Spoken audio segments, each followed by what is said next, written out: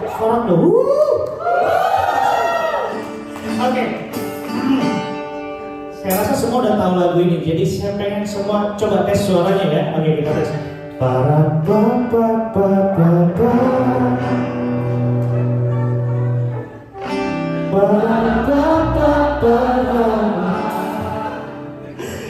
Oke, lagi.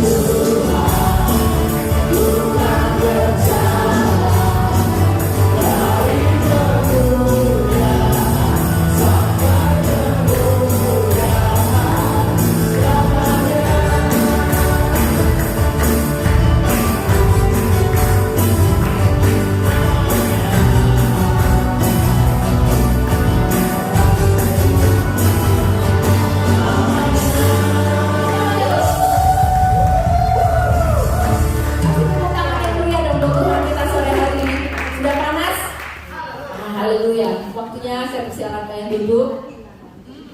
Saudara, sungguh ya Tuhan itu luar biasa. Keadaan boleh kacau, tapi kita percaya berpegang, berada di dalam hadirat Tuhan akan menguatkan kita. Amin.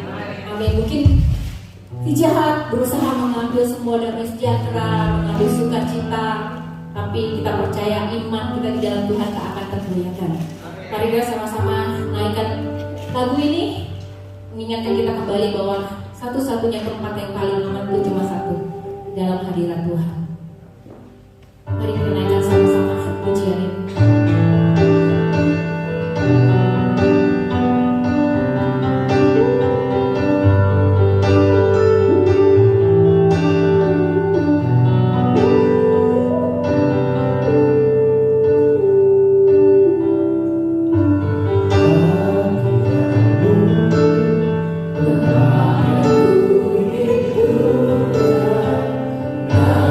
Nafas hidupku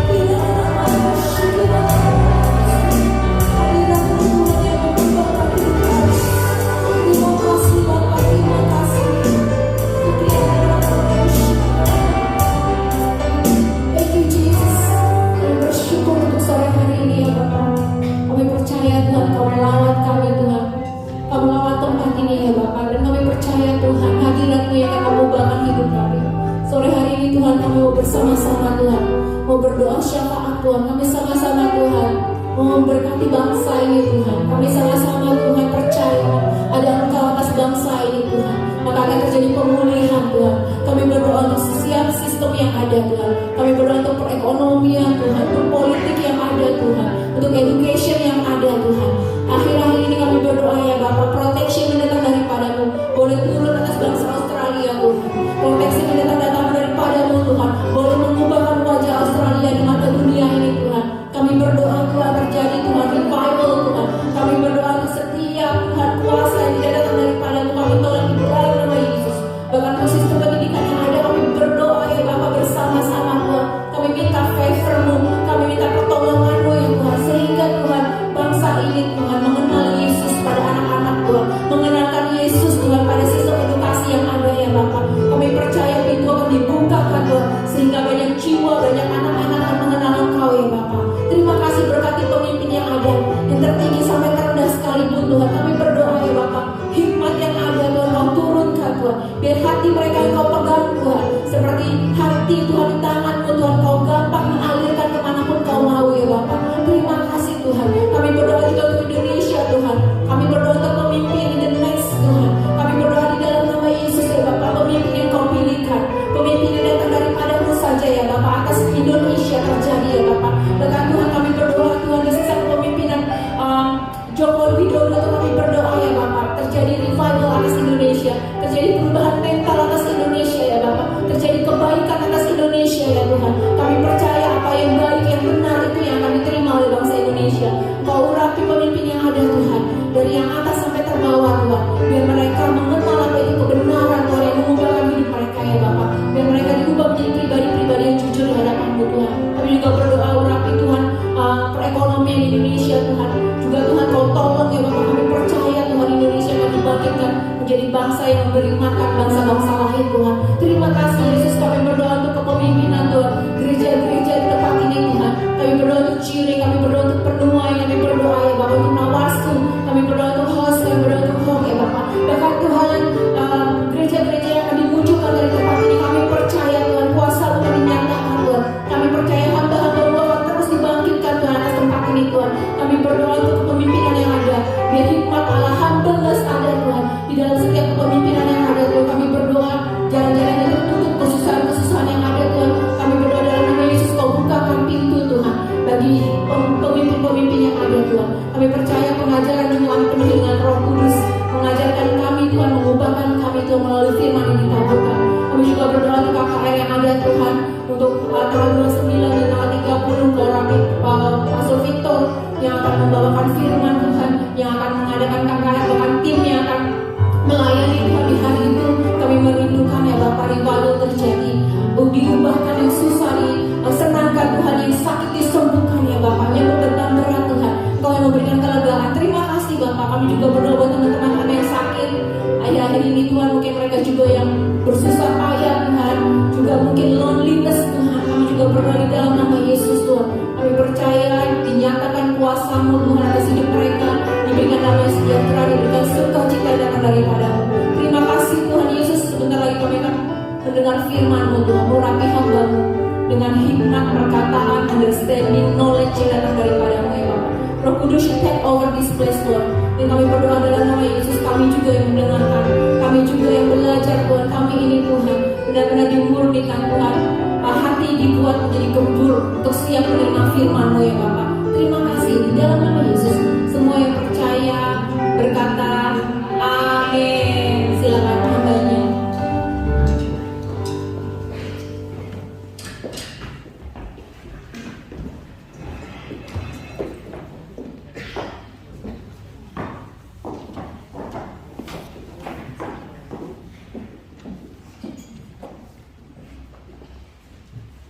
Halo. Terima kasih untuk kesempatan yang diberikan kepada saya hari ini untuk sharing firman Tuhan. Ya, judul hari ini adalah No Turning Back. Ya, tidak mundur, tidak menoleh ke belakang. Ya, mari kita sama-sama buka dalam ayatnya dalam Lukas pasal 9 ayat yang ke-62. Kita baca sama-sama ya.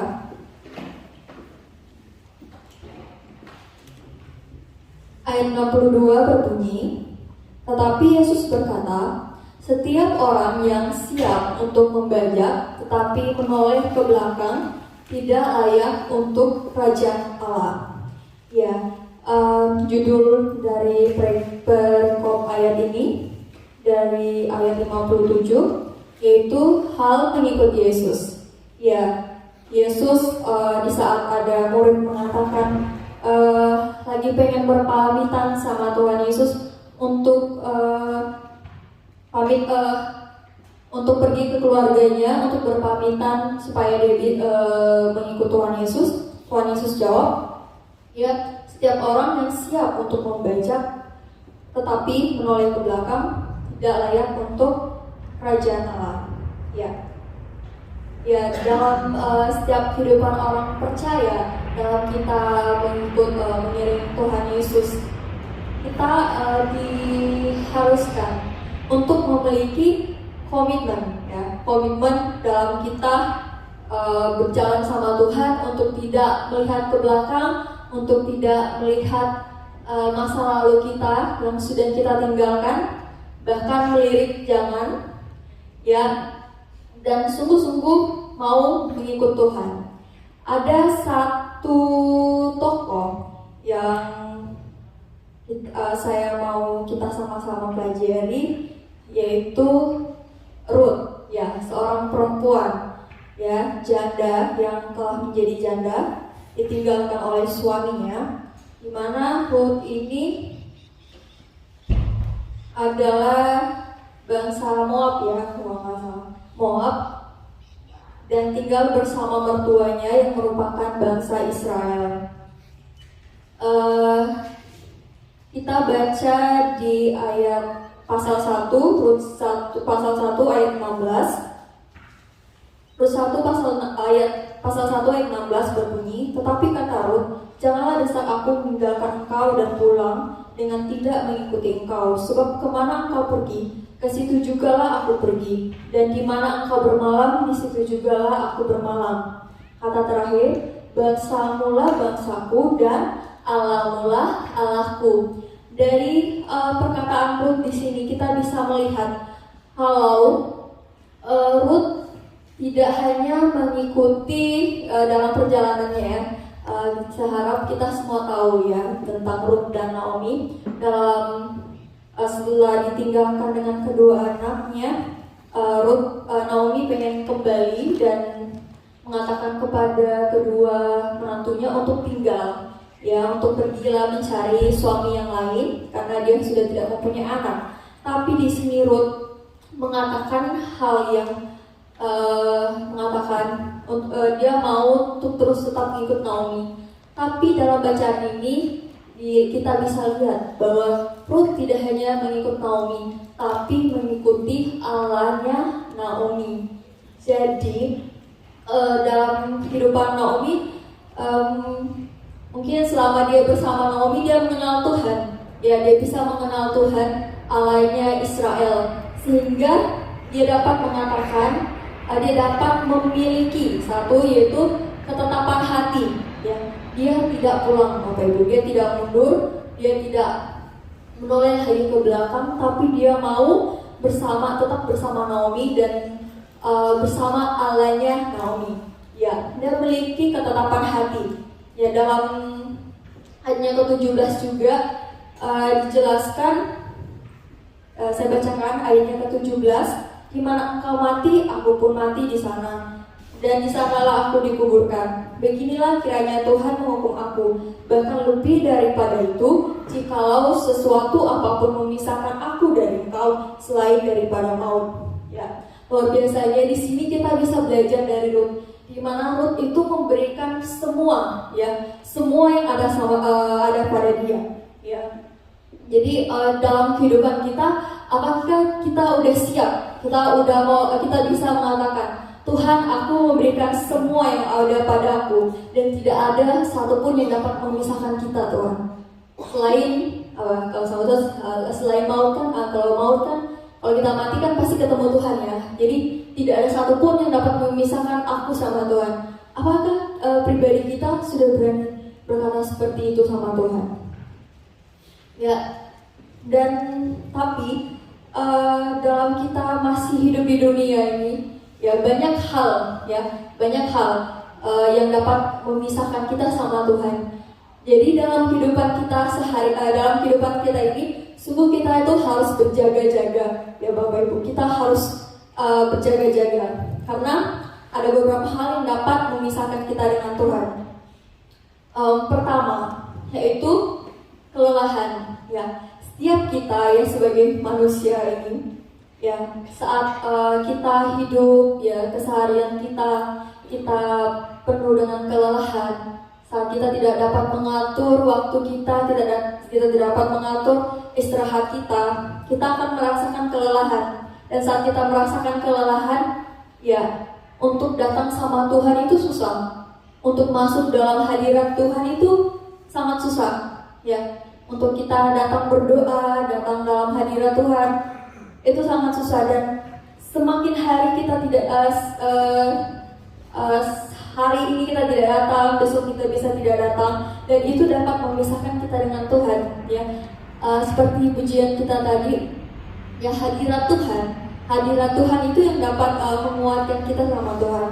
Tanpa hadirat Tuhan kita bisa pisah, kita bisa jauh sama Tuhan. Jadi jangan biarkan kelelahan kita dan biarkan aktivitas kita, keseharian kita membuat kita lelah dan membuat kita terpisah dari Tuhan.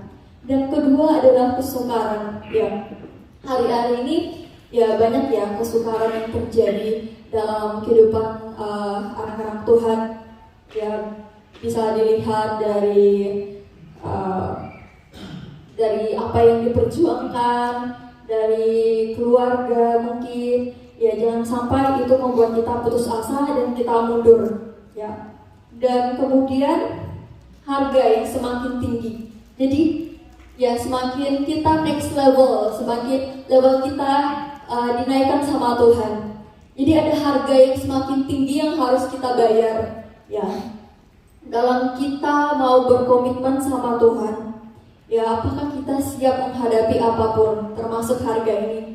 Ya dalam misalnya ya dalam keluarga, kalau dalam sebuah keluarga ataupun dalam sebuah hubungan, ya mungkin ada salah satu yang dikecewakan ataupun disakiti. Apakah kita siap ya untuk bayar harga dengan mengampuni?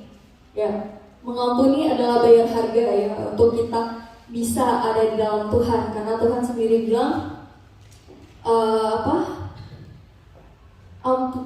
Tuhan menyuruh kita untuk mengampuni. Ya, dan kita berdoa diajarkan juga, ampunilah kami seperti kami mengampuni orang yang bersalah kepada kami. Jadi ya kita diampuni kalau kita mengampuni. Jadi bagaimana kita mau belajar bayar harga dalam setiap perjalanan kita sama Tuhan. Ya, bayar harga untuk datang beribadah. Ya, untuk waktu kita, apakah kita siap untuk berikan waktu kita buat Tuhan, ya. Dan satu lagi yang dapat memisahkan kita dengan Tuhan, yaitu saat doa-doa kita tidak dijawab Tuhan. Ya. Bagaimana kita sebagai anak-anak Tuhan, ya untuk kita tetap ya teguh di dalam Tuhan, ada di dalam jalan Tuhan, meskipun kita tidak mendapatkan jawaban yang kita inginkan. Karena Bapak Ibu, kita harus ketahui bahwa saat kita doa A, belum tentu jawaban A itu yang terbaik buat kehidupan kita. Ya, belum tentu jawaban A yang terbaik dalam kehidupan kita. Tuhan bisa menjawab dengan cara B, dan itu adalah cara Tuhan. Percaya bahwa cara Tuhan adalah cara yang terbaik. Jadi saat doa kita belum terjawab Tuhan, yakin dan percaya bahwa Tuhan memiliki suatu rencana lain yang lebih baik dari yang kita harapkan. Ya, dan apapun apapun yang Tuhan izinkan dalam kehidupan kita terjadi, Tuhan percaya Tuhan itu udah lengkapi. Tuhan udah lengkapi kita untuk melewati proses ya, untuk mengasah dan untuk memurnikan setiap pribadi-pribadi kita. Ya sama halnya misalnya kita ujiannya anak sekolah. Ya saat anak sekolah ujian, apakah gurunya langsung kasih ujian nih, selesaikan nih ujian ini, soal ini selesaikan? Tidak kan? Gurunya pasti ngasih. Terus gurunya ngajar dulu kan? Gurunya ngasih pelajaran-pelajaran seperti ini. Setelah itu barulah dikasih ujian. Ya sudah diperlengkapi terlebih dahulu. Dan kemudian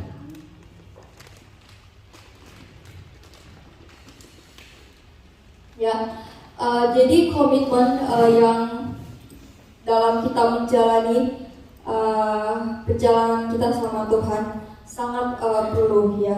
Jadi Bapak Ibu, kita jadikan Tuhan nomor satu dalam kehidupan kita. Kejar Tuhan ya. Apapun yang kita alami ya, sesusah apapun, sepahit apapun, tetap ingat bahwa ada Tuhan yang bersama dengan kita ya. Ya memang komitmen tuh ada itu untuk dipertahankan, terutama dalam segala sesuatu yang saat ini udah tidak mudah lagi dan udah tidak murah untuk dijalani. Tapi untuk kita jangan sampai kita itu menyia-nyiakan potensi dan kesempatan yang Tuhan sudah kasih dalam kehidupan kita. Karena saat kita menyia-nyiakan itu, bukan hanya kita yang bisa dirugikan ya. Saat kita sudah tidak berjalan di relnya Tuhan ya, saat kita mulai berbelok ya dari jalannya Tuhan, itu bukan hanya kita yang dirugikan, tapi bisa orang-orang yang di sekitar kita, orang-orang yang mengenal kita, juga orang-orang yang ada di dalam kehidupan kita juga bisa berdampak ya dari jalan yang kita berbelok ya. Dan jalan kita berbelok, orang lain bisa tersakiti, orang lain juga bisa jatuh. Bukan hanya diri kita yang jatuh saat kita berbelok dari jalan Tuhan. Ada juga dalam Yosua 24 ya. Dalam Yosua 24 di sini pasal ini menceritakan ya, sebagaimana yang kita tahu tentang pembaharuan perjanjian ya antara umat Israel dengan Tuhan melewati Yosua. Di sini Yosua itu berusaha untuk menjelaskan, untuk mengingatkan bangsa Israel ya pada kesetiaan dan penyertaan Tuhan, agar mereka itu tidak berbalik arah, mereka itu tidak memandang ilah-ilah lain, tapi tetap memandang hanya kepada Tuhan dan menyembah kepada Tuhan.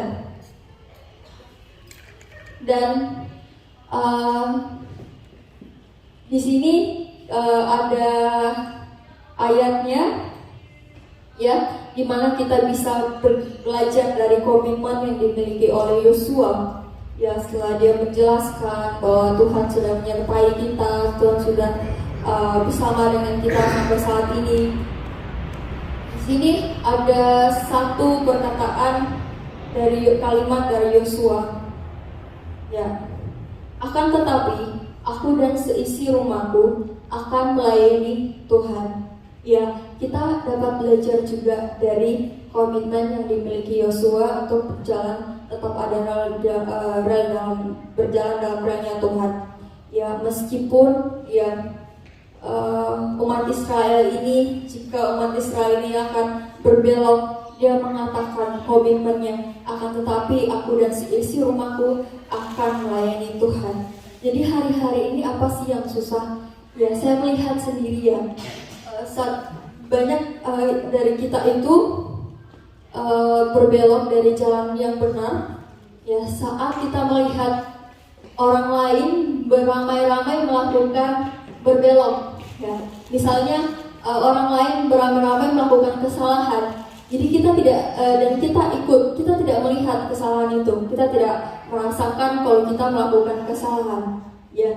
Jadi kita harus berhati-hati di bagian ini, Bapak Ibu. Jangan sampai karena banyak mengikuti banyak orang yang berbelok arah melakukan pelanggaran-pelanggaran, kita juga mengikuti tanpa sadar dan tidak mengetahui kalau kita itu udah berbelok arah, kita udah berbalik arah di hadapan Tuhan. Contohnya ini yang pernah saya lakukan juga. Ya, kita lagi pengen nyebrang nih di lampu merah ya.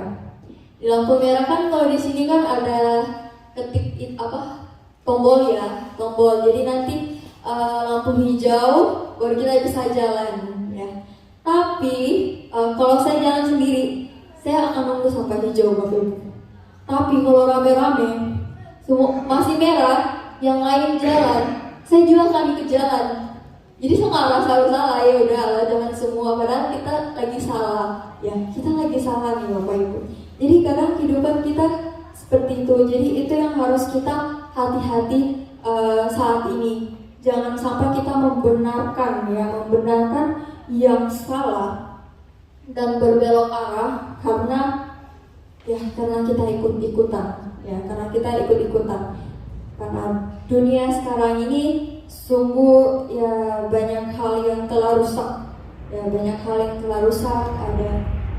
nilai-nilai yang telah jauh dari Alkitab, dari firman Tuhan. Jadi banyak pembenaran yang sudah tidak sesuai dengan firman Tuhan. Jadi Tuhan yang menciptakan kita untuk menjadi pribadi yang komitmen. Karena apa? Karena Tuhan sendiri adalah Tuhan yang berkomitmen. Jadi Tuhan memulai sesuatu itu, Tuhan akan terus melakukannya, Tuhan akan menyelesaikannya. Jadi apapun dalam kehidupan kita ini Bapak Ibu, Tuhan itu akan selalu ada sama kita. Jadi seberapa sulit kenyataan-kenyataan yang kita alami, Tuhan sekali-kali tidak pernah meninggalkan kita. Ya, terus cari kebenaran Tuhan. Ya, banyak kenyataan-kenyataan hidup yang bisa membuat kita berbalik arah, yang bisa membuat kita jauh daripada Tuhan. Tapi terus cari kebenaran Tuhan. Kebenaran firman itu yang akan membawa kita semakin dekat, yang akan membawa kita itu terus ada di jalannya Tuhan, di jalan kebenaran Tuhan. Jadi tetap teguh Bapak Ibu, dan tetap teguh karena Tuhan itu adalah Tuhan yang setia, Tuhan yang selalu ada buat kita. Sedikit kesaksian sebelum saya selesai. Ya, saya kan orangnya sebelumnya Muslim ya. Saya mengenal Tuhan itu saat saya SMP. Ya, tidak disuruh-suruh kenal ini Tuhan, enggak. Saya kenal Tuhan saat saya masuk dalam ibadah, dan di situ hadirat Tuhan turun atas saya. Di situ saya mulai mengenal Tuhan Yesus. Dari semenjak saya kenal Tuhan Yesus, Bapak Ibu, keluarga saya tidak mengizinkan, keluarga saya tidak mengizinkan. Orang tua saya ada di jauh dari saya, tapi hidup saya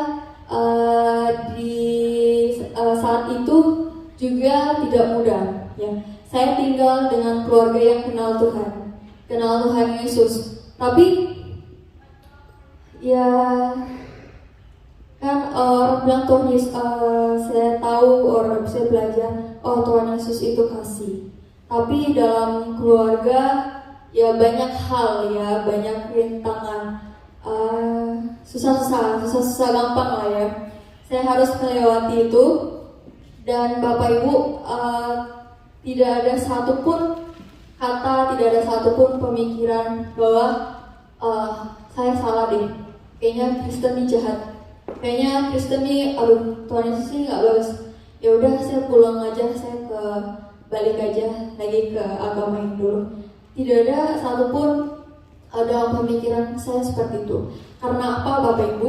Karena semenjak saya kenal Tuhan, saya itu terus belajar mendekatkan diri saya kepada Tuhan. Dan saya mulai masuk pelan-pelan, masuk ikut gereja yang awalnya ikut perjamuannya nggak dimakan, ditaruh di kantong. Adanya udah tahu pengertian, udah tahu artinya, dan saya mendekatkan Tuhan. Dan sampai-sampai saya pernah dibilang saat saya sudah mulai dekat sama Tuhan, saat sudah jadi setiap Sabtu kita ibadah doa semalam suntuk ya. Dan paginya itu saya pulangnya terlambat saya. Terus saya pulang, dibilang saya seperti ini, ya. Kamu kemana aja? Kok terlambat? Kenapa pulangnya terlambat? Kalau pergi tempat sembarangan ya, jadi bicaranya nggak enak ya. Itu saya nangis, saya katakan, Tuhan kok saya pergi ibadah kok Tuhan dibilang gini. Tapi Tuhan ngajarin saya lagi untuk tetap teguh, dan karena saya juga terus bergereja, terus membangun hubungan sama teman-teman yang lain, membangun hubungan sama anak-anak Tuhan. Jadi saya ditopang doa juga. Oh saya nggak boleh gitu, saya tetap teguh sama Tuhan. Jadi Bapak Ibu, selama saya ikut Tuhan, ya memang nggak mudah, tapi puji Tuhan itu terus menjaga jalan saya untuk tidak berbalik ya, untuk tidak berbalik arah. Padahal itu sangat mudah ya, dengan keadaan kondisi yang saya jalani itu sangat mudah untuk saya berbalik ya.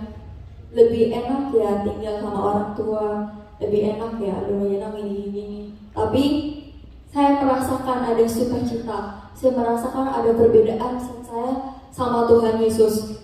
Ya, meskipun di sekitarnya ya, meskipun orang-orang juga yang mengenal Tuhan Yesus ya tidak menggambarkan dengan apa yang saya bayangkan ya, dengan apa yang saya bayangkan. Tapi ya Tuhan mengajarkan jangan sampai keadaan di sekeliling kita mempengaruhi kita untuk kita berbalik arah dan tidak melihat membawa fokus kita ke Tuhan Yesus.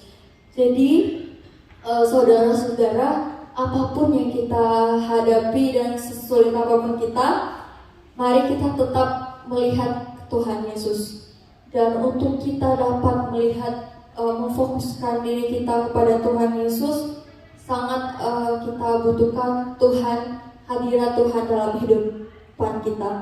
Dan saya juga belajar bahwa sangat berbeda kalau saat kita datang setiap hari di hadapan Tuhan dengan saat kita tidak datang di hadapan Tuhan, kita berbolong-bolong, itu sangat berbeda. Iman kita itu sangat berbeda. Jadi ya kita nggak pernah tahu masalah, kita nggak pernah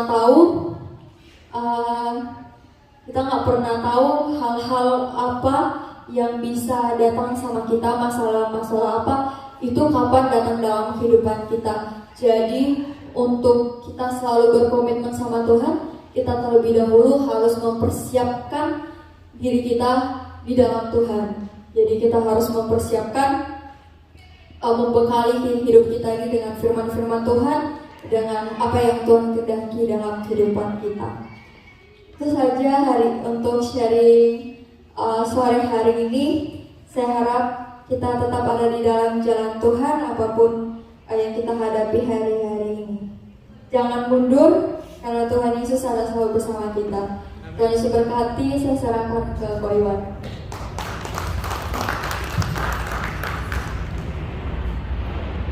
Oke, thank you. Saya mau tambahin sedikit sekaligus biar kita semakin mengerti bahwa kalau mengikut Tuhan, kalau kita turning back itu sebenarnya kita rugi banget gitu. Jadi kita sudah ketemu Tuhan, kita sudah ketemu kebenaran, kita lagi jalan di dalam terang dan kebenaran itu, lagi menuju ke arah yang benar, tapi kita memutuskan untuk turning back karena ada tawaran-tawaran menggiurkan, atau kalau ada hal-hal yang membuat kita kok kayaknya capek ya gitu.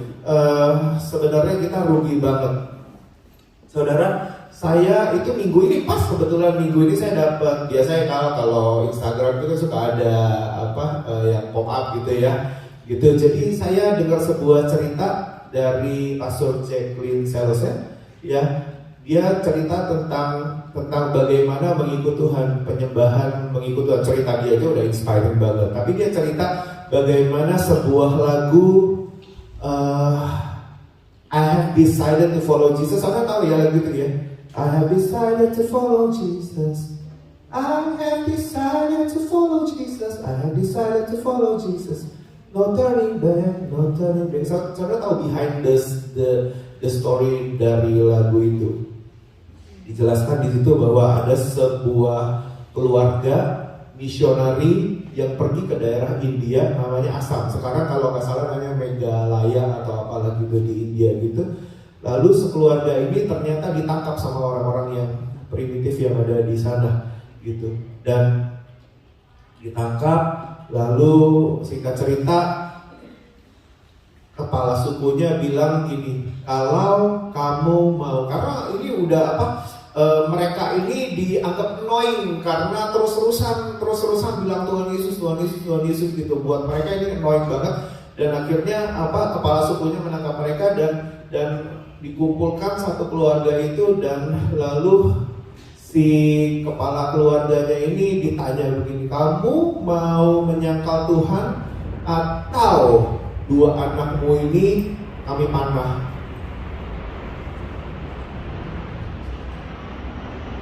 Ya, pilihan yang sangat berat ya. Siapa punya anak dua? Jackson punya anak dua ya?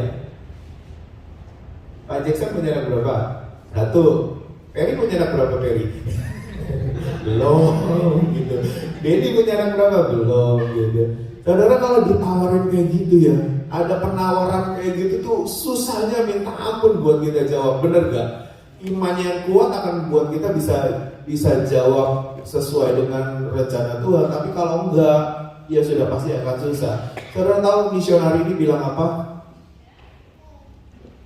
Satu kalimat itu, I have decided to follow Jesus.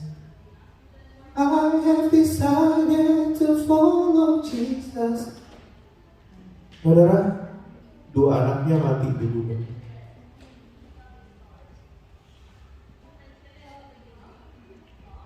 Mati. Pilihan yang benar-benar berat sekali. Lalu pertanyaan kedua datang.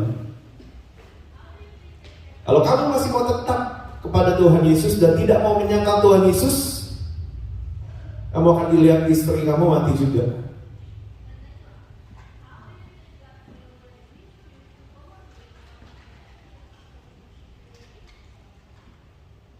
Misionari ini ternyata punya iman yang kuat terhadap Tuhan. Misionari ini ternyata punya iman yang gak main-main, yang benar-benar teruji. Dia bilang gini dengan teriak, dia bilang gini, don't go with me, I still will follow. Don't go with me, walaupun tidak ada orang yang ikut aku akan tetap ikut Tuhan. I still will follow. Don't go with me, I still will follow. No turning back, no turning back. Hari ini Tuhan, aku sudah kehilangan dua anakku barusan Tuhan. Dan sekarang aku harus kehilangan istriku Tuhan. Tapi aku tahu Tuhan, bukankah anak dan istriku kalau mati mereka akan naik ke surga dan bertemu dengan Bapa di surga. At least anak istriku aku gak bisa lihat di dunia ini, tapi mereka selamat di tangan Sang Pencipta. Dia bilang, don't go with me, I still will follow. Saya akan tetap ikut Tuhan saya. Dipanah lagi istrinya. Matilah sudah istrinya. Dan tinggal dia. Kamu mau sekarang mati atau menyangkal Tuhanmu? Ternyata iman misionari ini gak main-main. Dia teriak, the world before me behind me, the cross before me. The world behind me, the cross before me. The world behind me, the cross before me. Not turning back, not turning. Itu asal mula kenapa lagu itu bisa ada 150 tahun yang lalu kira-kira lagu ini diciptakan. Berasal dari seorang misionari yang punya iman yang kuat, yang kehilangan 2 anaknya dan kehilangan 1 istrinya, dan akhirnya dia harus kehilangan juga hidupnya. Mati 1 keluarga ini, misionari ini mati di tangan pembunuh-pembunuhnya. Tapi dari situ sang kepala suku lihat, ini apa sih? Orang ini apa sih? Udah kehilangan 2 anaknya, masih tetap mau percaya Tuhan Yesus. Udah kehilangan 1 istrinya lagi, masih tetap mau percaya sama Tuhan Yesus. Kehilangan dirinya sendiri, masih mau tetap percaya Tuhan Yesus. Apa sih Yesus ini yang sudah jauh banget hidupnya, dulu banget kan? Ini kan peristiwanya 2000 tahun yang lalu. Apa sih, ada apa dengan Tuhan Yesus ini? Ya, penasaran, luar biasa penasaran, dan akhirnya dia bisa percaya bahwa Tuhan Yesus itu Tuhan. Dan seluruh orang-orang yang ada di kampung itu akhirnya menerima Tuhan lewat 1 keluarga yang punya iman luar biasa. Akhirnya kampung itu bisa terima Tuhan. Itu cerita lagu tersebut, saudara. Kira-kira kita lebih mudah turning back karena kenyamanan atau karena penderitaan sih?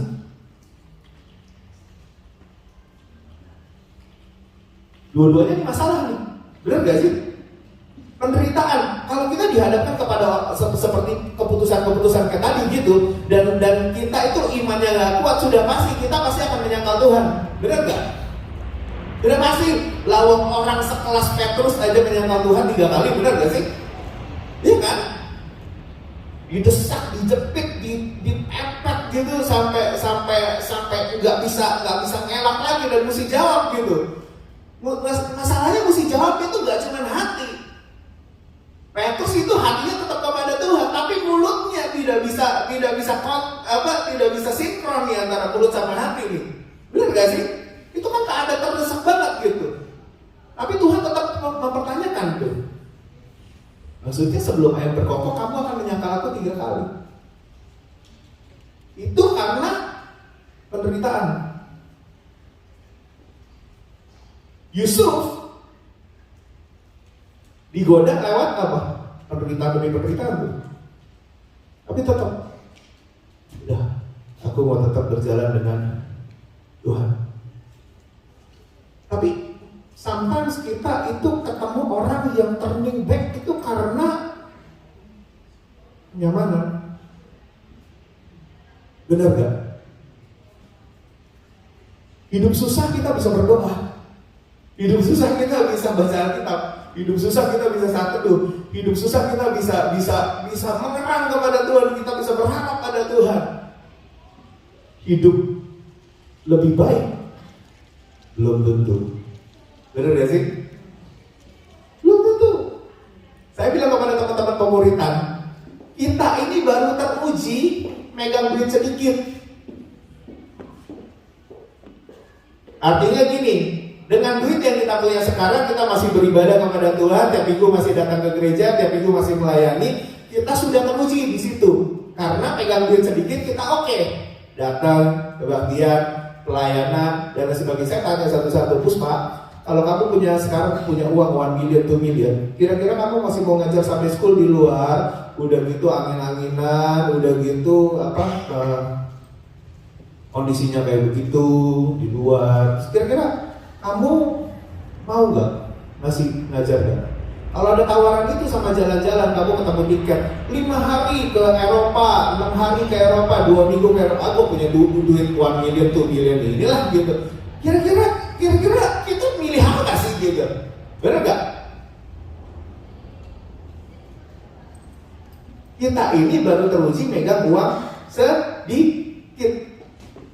Ya mungkin ada yang sedang ya, udah ada duit yang lumayan gitu. Tapi kalau duit banyak belum tentu kita teruji loh. Benar gak sih?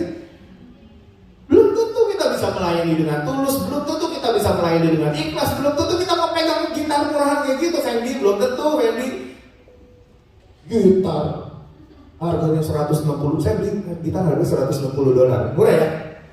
Murah loh. Saya kejar sampai ke Jetland tuh. Dari mana itu saya kejar? Cari, langsung ketemu, samperin langsung yang punya orang China mau for good. Kita ini kadang-kadang begitu. Ketemu alat musik nggak bagus sedikit aja nggak mau pelayanan. Ketemu teman-teman yang skillnya nggak skillful aja nggak mau pelayanan. Ketemu teman-teman yang lain yang ada sedikit nggak baik aja nggak mau pelayanan. Kadang-kadang kita tuh dihadapkan kepada dua itu, kadang-kadang penderitaan, kadang-kadang kenyamanan, kadang-kadang bisa begitu. Kira-kira kalau kita punya uang banyak hari ini, apakah kita akan menyangkali Tuhan atau enggak ya? Beberapa dari teman datang ke sini berjuang cari uang untuk support keluarga dan untuk a better life, begitu ya? Kira-kira kalau uangnya sudah dapat, kira-kira kamu mau gimana? Saya pernah nanya Jesa itu minggu lalu apa 2 minggu lalu di tempat makan. Jesa, kalau hari ini kamu punya uang, kamu mau pulang Indo apa kamu mau di sini? Kan tujuannya cari uang nih ya, tujuannya cari uang gitu. Udah dapat uangnya, kira-kira kamu maunya di mana? Di Indo atau di sini? Banyak orang bilang begini, kalau punya duit mendingan di Indo. Bener gak sih omongan kayak gitu? Hah? Kalau punya duit mendingan di Indo, kalau nggak punya duit mendingan di sini. Katanya kata orang-orang begitu. Bener gak sih? Makanya saya tanya Jesa waktu itu, Jesa kalau kamu sekarang sudah punya duit, sudah pegang duitnya, kira-kira kamu mau di Indo apa mau di sini? Dia bilang mantap, mau di sini kok. Saya mau tetap terus cari uang kok supaya saya bisa support keluarga lebih lagi, jadi berkat lebih lagi, gitu jawabannya dia.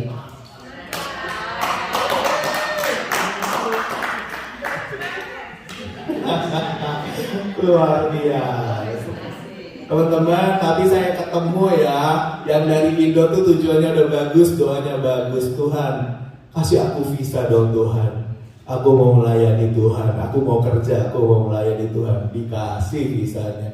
Tuhan kasih dong Tuhan Yesus aku pekerjaan yang baik Tuhan, supaya aku bisa bekerja sambil melayani Tuhan. Dikasih pekerjaannya. Tuhan beri dong aku di pekerjaan yang bagus Tuhan, bisnis yang bagus supaya aku bisa melayani Tuhan. Dikasih bisnisnya.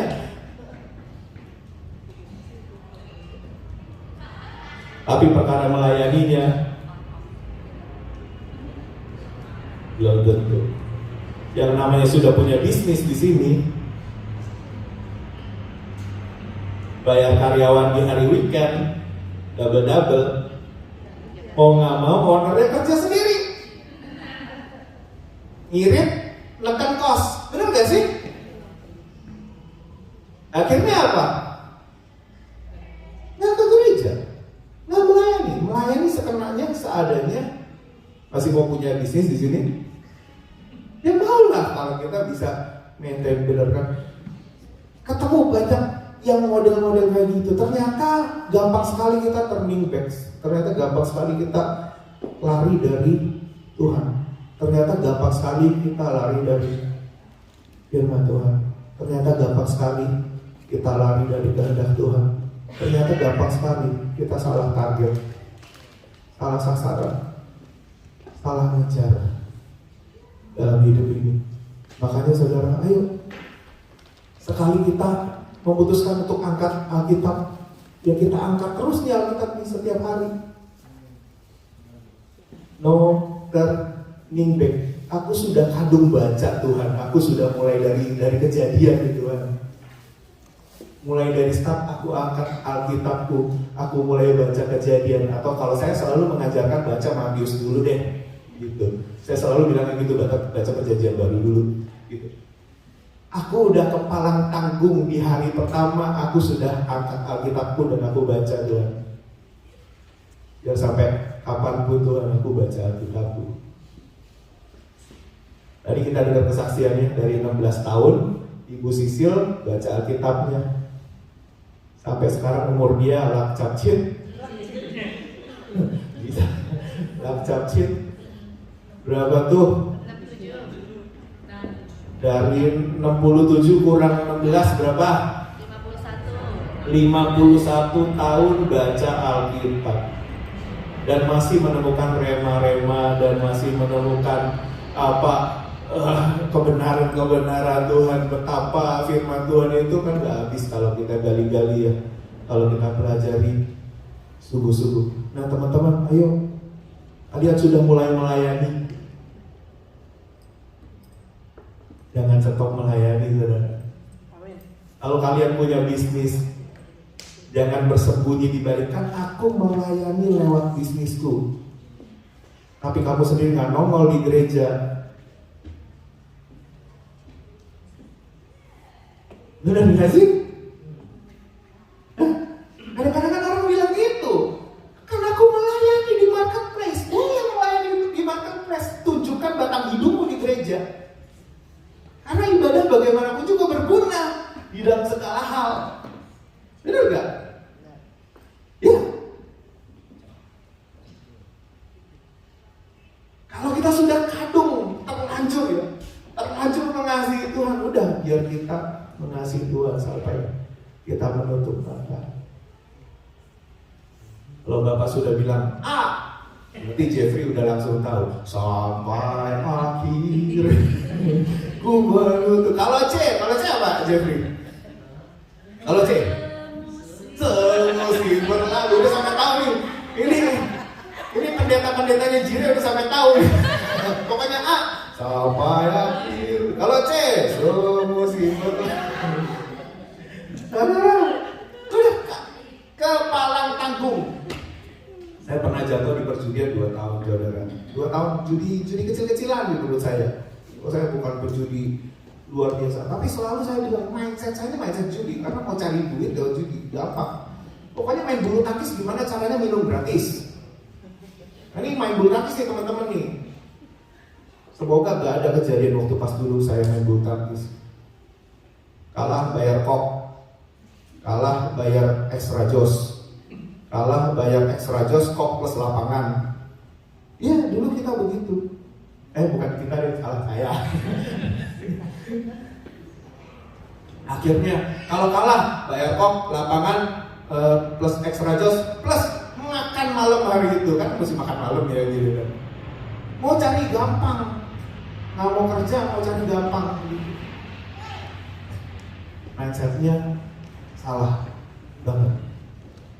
Ya, tapi semoga kita ini semakin berjalan dengan Tuhan, semakin kita bisa meninggalkan semua hal itu. Saya bilang kepada teman pemuritan, minggu lalu tuh ada baru orang menang 100 miliar main loto. Minggu lalu, siapa yang mau duitnya? Siapa yang iri? Saudara, saya bilang sama teman-teman, saya sampai hari ini 15 tahun di sini ya, belum pernah sekalipun beli. Karena buat saya, udahlah, apain lah, sudah mendingan ikut Tuhan aja lah.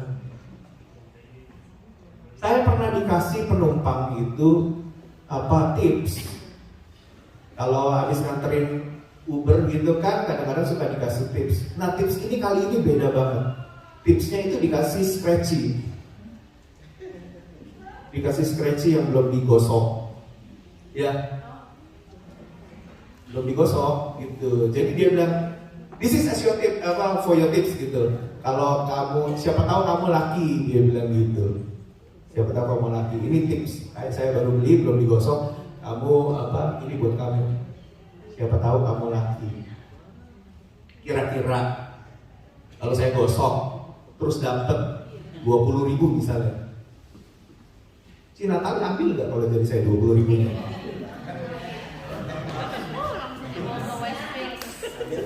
Si Natali ambil nggak? Ambil nggak?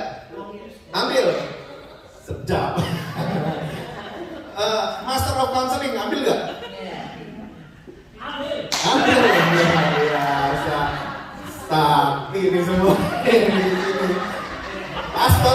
Pastor Ejire, Pastor Doni ambil nggak? Ambil. Sedap. Yang butuh duit buat support istri, Jesa, ambil nggak? Ambil.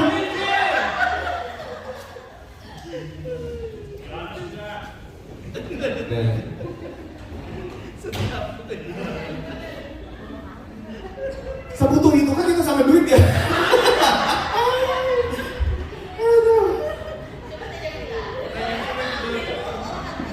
Belum selesai Pak Iwan. Ya belum selesai. Pak Suryani udah gimana selesaiin Pak?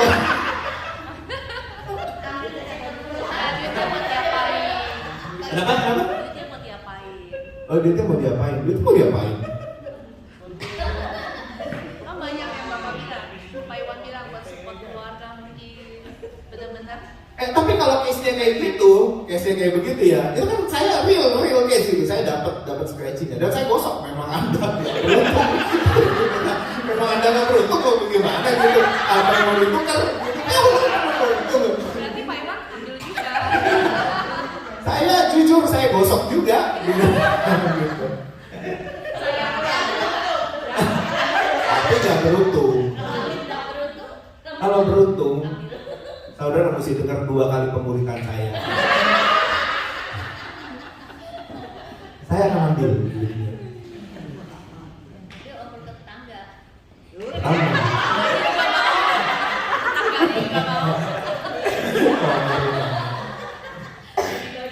Saudara, saya akan ambil duitnya. Lumayan bisa ganti musik. Tapi saudara mau gak sih? Kayaknya mau gak sih pakai duit hasil scratching, duit alat musiknya? Hah? Lu beli monitor. Bagus ya, kita udah punya kebutuhan ya. Oh ya, salah satu sumber nadanya dari mana ya?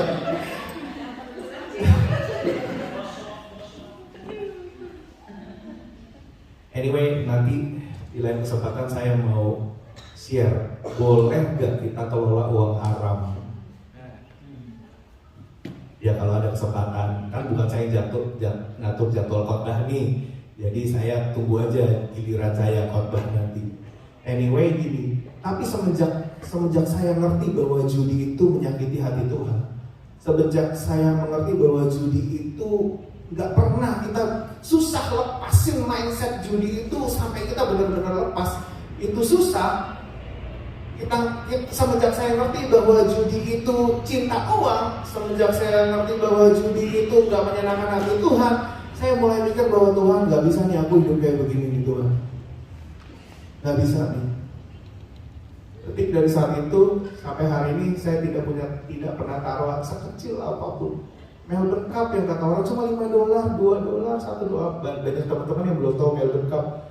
Nanti kalau saudara masuk ke company biasa, ayo kita main yuk, $5, $2, $3, kecil-kecilan, dan itu sudah jadi tradisi. Sudah jadi tradisi dan gak apa-apa, semua orang juga nggak ngerjain gitu. Saya belum pernah sih ikut-ikut yang kayak begitu. Karena menurut saya sudah bersusah payah mengeluarkan diri dari mindset aku mesti dapat duit cepet, dapat duit nggak halal, dapat duit yang nggak baik. Udah bersusah payah mengeluarkan itu dari hidup saya. Ngeluarin satu dosa itu susah loh saudara, benar nggak? Ya terus hari per hari mengarahkan diri kepada Kristus sampai akhirnya kita bisa lepas dari itu semua. Dan saya lepas dari judi, makanya itu saya bisa saksikan di sini. Saudara, ayo jangan sampai kita belok dari rencana Tuhan yang sesungguhnya dan akhirnya malah rugi banget dalam hidup ini. Teman-teman yang sudah melayani Tuhan, teruslah melayani Tuhan. Kalau ada 1-2 kesalahan yang kamu buat, bagaimanapun caranya engkau harus melayani Tuhan. Bagaimanapun caranya, kita harus melayani Tuhan. Caranya masuk TV ada 3. Kalau saudara bercita-cita untuk masuk TV, Ada 3 orang yang bisa masuk TV. Yang pertama, orang masuk TV karena dibayar. Ya, artinya apa? Dia punya talenta, dia punya karunia, dia punya bagus, segala macam gitu, dan dia dibayar. Yang kedua adalah dia masuk TV tanpa dia dibayar.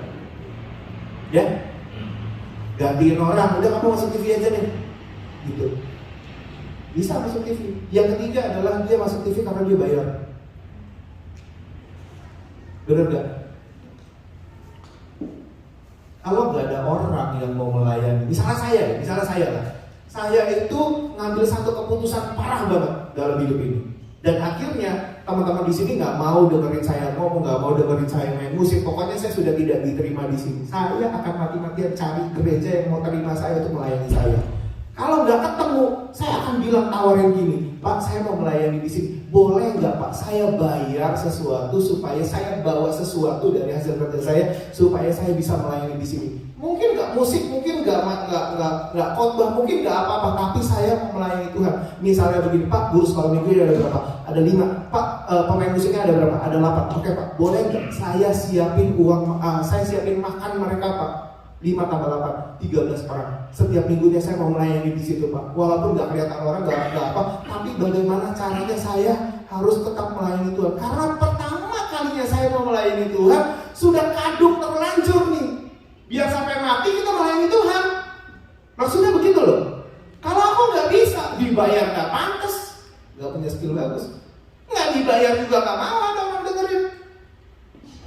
Bagaimana cara biar aku bisa tetap melayani? Aku bayar deh. Hopefully ngerti jelas pesannya, hopefully masuk nih dalam hidup kita. Karena sekali kita melayani Tuhan, harusnya kita ngerti privilege-nya melayani Tuhan. Kita ngerti ada di ladang pelayanan Tuhan, di ladang pekerjaan Tuhan. Harusnya kita nggak turning back lagi. Nggak ada cerita pensiun melayani Tuhan, nggak ada cerita gantung gitar, nggak ada cerita gantung piano. Ya, harusnya kita tetap melayani Tuhan. Saya boleh undang pemain musik ya untuk maju ke depan. Kita hari ini masih dihadapkan kepada keputusan-keputusan yang gak terlalu sesulit misionari itu, saudara. Tapi itu pun kadang-kadang kita jatuh bangun ya. Benar gak? Kadang-kadang kita jatuh bangun.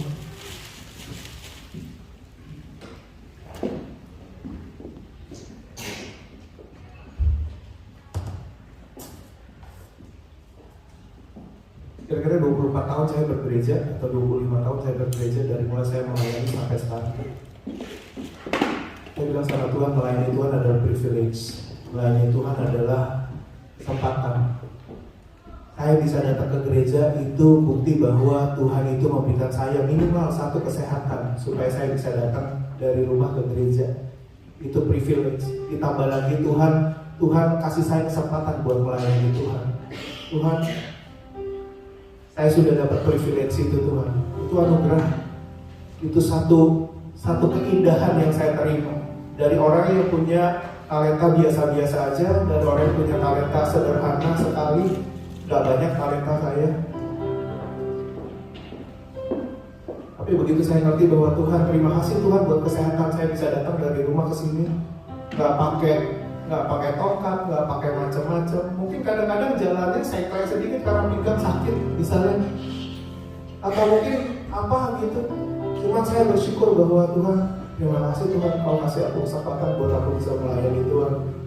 Once kali saya pegang pelayanan itu, Tuhan, biar seumur hidup saya melayani Tuhan. Makanya kalau saya marahan, saya tetap datang ke gereja, saya mau tetap melayani Tuhan. Kalau saya sakit, saya mau tetap melayani Tuhan. Saya mau tetap ada di hadirat Tuhan, datang melayani Tuhan. Saya sakit, melayani Tuhan, datang melayani Tuhan. Mungkin bukan kondisi terbaik ya untuk melayani Tuhan saat itu, tapi kalau masih dipakai sama Tuhan untuk melayani Tuhan, kenapa enggak? Gitu. Make sense gak saudara? Hari ini beranikah kita juga punya iman yang setebal misionari itu. Tuhan, kalau aku jadi lebih kaya, aku akan tetap melayani Tuhan. Tuhan, kalau uangku sudah lebih banyak, kalau aku sudah punya rumah, aku akan tetap melayani Tuhan. Tuhan, kalau aku punya bisnis, Tuhan, no turning back, Tuhan. Dari miskin Kau memelihara aku, Tuhan. Aku punya visa, Kau memelihara aku, Tuhan. Aku dapat pekerjaan, Kau memelihara aku, Tuhan. 10 tahun sudah aku ada di sini, Tuhan, Kau memelihara aku, Tuhan. 15 tahun, 20 tahun, ada anak, ada istri, ada rumah, ada pekerjaan, ada pelayanan, ada macam-macam, Tuhan. Aku dipelihara sama Tuhan. Seumur hidup aku mau melayani Tuhan. It's a privilege. Bisakah kita bilang begitu kepada Tuhan? Tuhan, sekali aku baca Alkitab, Tuhan, biar aku tetap setia baca Alkitab. Gak banyak diketemui orang-orang yang masih baca Alkitab hari ini. Gak banyak. Bahkan di kalangan hamba Tuhan pun enggak banyak. Apalagi di kalangan pelayan Tuhan, enggak banyak. Apalagi di kalangan jemaat Tuhan, enggak banyak. Gak banyak yang bisa bilang, I have decided to follow Jesus. Aku telah memutuskan untuk mengikuti firman-Nya. Kemanapun firman-Nya, biar aku cintai firman-Nya. Mazmur bilang begitu, aku mencintai Taurat Tuhan, aku menyenangi Taurat Tuhan. Perintah-perintah-Mu kusukai, Tuhan. Perintah-perintah-Mu bikin aku bijaksana. Perintah-perintah-Mu bikin aku jadi orang yang lebih teleos, lebih sempurna seperti Bapa di surga. Gak banyak orang yang punya kekarnya seperti kayak gitu. Tapi Tuhan, biar aku tiap pagi aku cari Kau, Tuhan. Kepalang tanggung aku sudah angkat Alkitab. Kepalang tanggung aku sudah mempercayai bahwa ini adalah kitab suci. Kepalang tanggung bahwa aku percaya bahwa Tuhan adalah juru selamat yang firman-Nya sanggup mengubahkan kehidupan aku. Kepalang tanggung, I have decided follow Jesus. Kita nyanyi ini. I have decided to follow